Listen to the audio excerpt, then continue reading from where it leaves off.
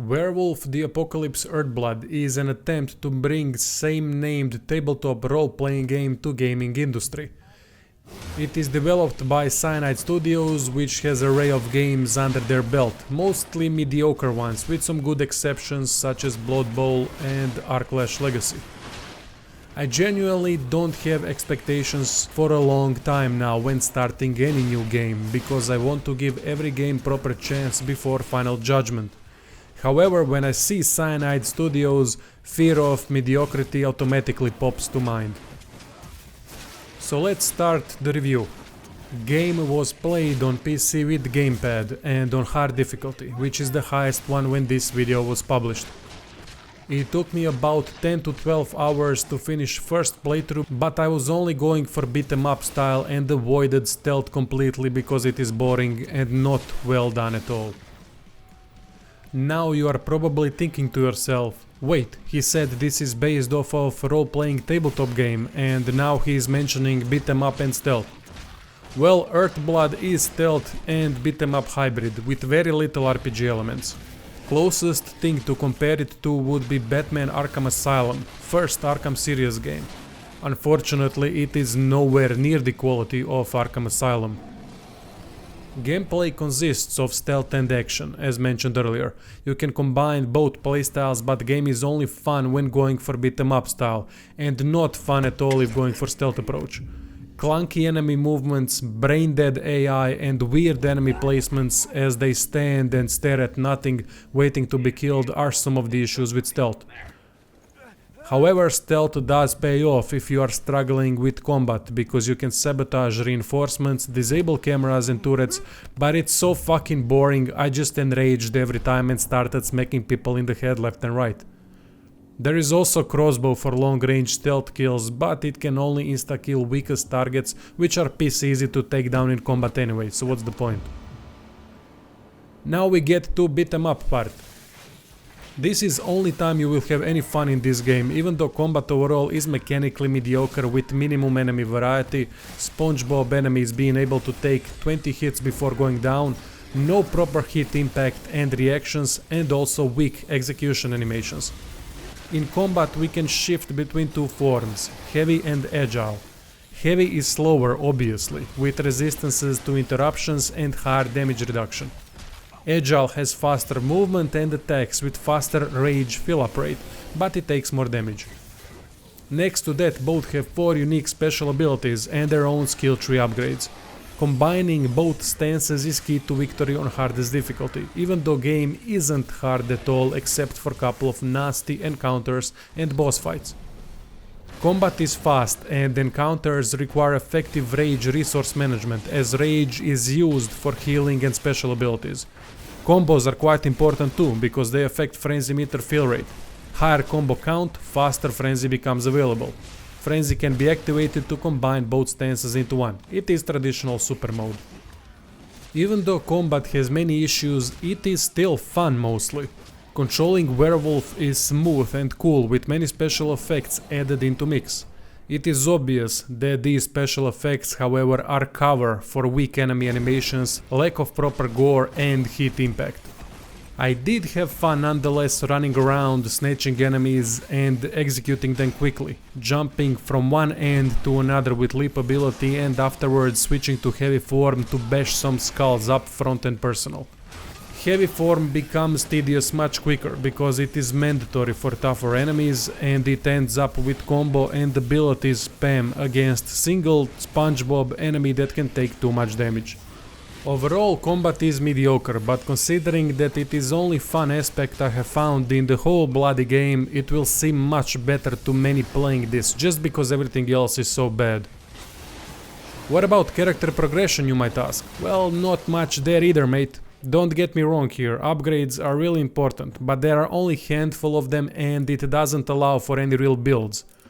Skills are gained by acquiring spirit, which essentially serves as experience points, and spirit is gained after finishing objectives and while sniffing plants, socks, panties and whatever you can find that has little spirit attached to it.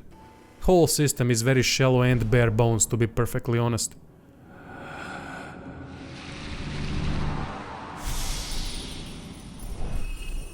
Story is weak and generic, with mediocre voice acting and terrible lifeless characters. No spoilers here, so I'll just give you a quick rundown. Big bad oil company is destroying environment with new biofuel formula on the way, and hairy bastards are not having it, as they are protectors of Gaia, the Earth. Now, story goes bit deeper than that, with some family stuff added and evil company being even more evil than you initially thought, but everything is mostly predictable and uninspiring. Story you have seen million times before, with bad acting and really nothing immersive that would make you care. Main character has some weak writing too, just your average angry guy. There is also pointless dialogue system that adds nothing, just some more text you won't care about. It's not worth trying to rebuild that bridge now, Cahill. Not after abandoning me for 5 years. I had no other choice. If I had stayed, I would have been a danger to the pack.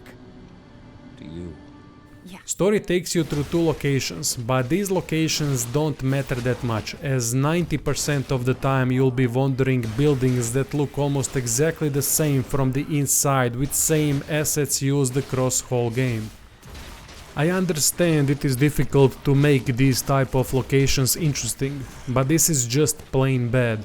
I am always bitching about sewer type locations that are in almost every RPG because there is nothing less interesting in my mind than sewers.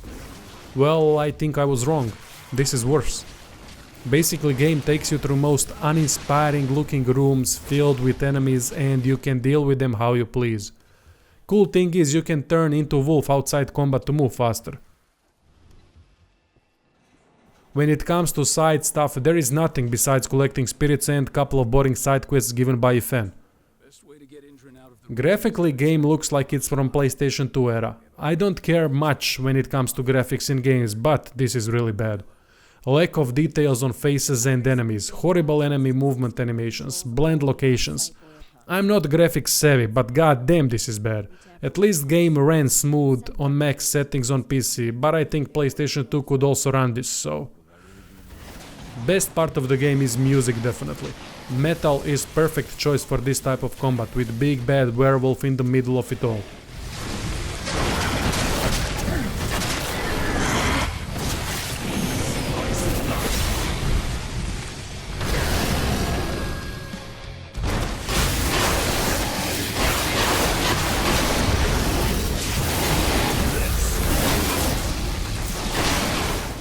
Besides metal, there are some nice ambiental and atmospheric songs during non-combat sections.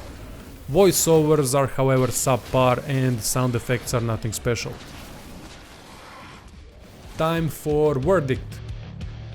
Werewolf the Apocalypse Earthblood is one of the most uninspiring games I have ever played. Weak and generic story, weak characters, bad stealth, bland and uninteresting locations. There is not much good here besides music and werewolf itself. It also comes with price tag of $40 or euros on PC and $50 for consoles, which in my opinion is way too high of an asking price for such game. 20 would be more realistic in my opinion. Short, no replayability, no innovative features, I would also say very little effort or imagination. They have taken one of the most beloved mythical creatures and put it in one of the most boring and uninspiring story and locations. Combat is fun mostly because of the werewolf itself, but even that becomes dull quickly. In my eyes, this is prime example of a bad game, and that is why I give it 3 out of 10 with no room to grow and improve, as that would require overhaul of many things and that just won't happen. It's a shame, you hairy bastards, that this game turned out to be so bad. Thank you for watching though, I hope you enjoyed the review and see you soon.